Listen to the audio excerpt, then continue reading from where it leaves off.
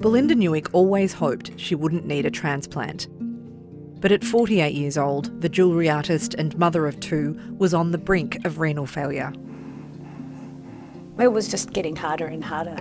Yeah, had so much fatigue and a lot of pain. This is me coming home from hospital with my mum. Polycystic kidney disease runs in her family. She started to get really sick when I was 12.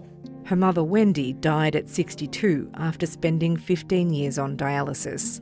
I think I definitely looked at my mum's experience, and as she, really battled through her years on dialysis, that wasn't what I would want for myself. But time was running out and Belinda needed a new kidney. Her husband was ready to give her one. I've always thought that hopefully we would be a perfect match.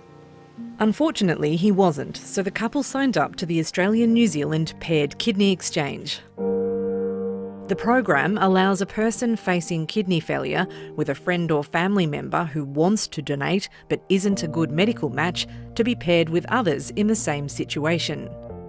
Altruistic donors willing to give a kidney to a total stranger can also start chains of transplants.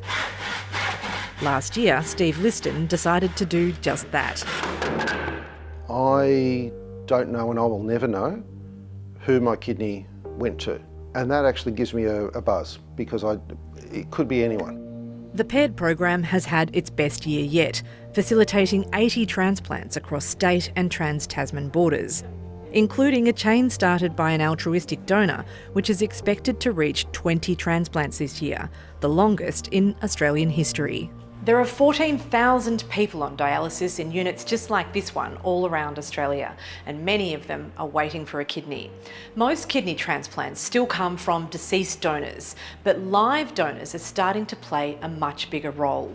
I believe we're up to around 20 to 25% of all living donor transplants in Australia and are now done through the program.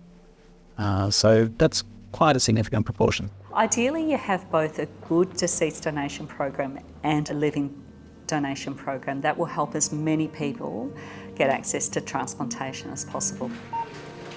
There's major advantages to living donor transplants.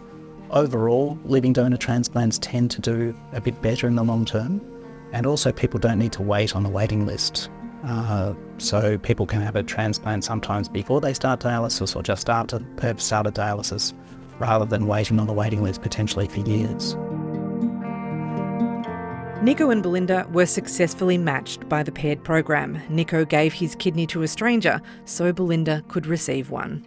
It was just such a special moment seeing her get wheeled in, All that anxiety of surgery for someone that you love, going into surgery at the same time. There's always risk, but just seeing that immediate recovery is just remarkable. It was pretty miraculous transformation in terms of, going into hospital with very poor levels at stage 5 kidney failure, and, by the next day when the doctors came and gave me my results, it was just really, there's no other word other than miraculous. Come on. Part of that glow is gratitude that she can access life-saving support that previous generations of her family couldn't.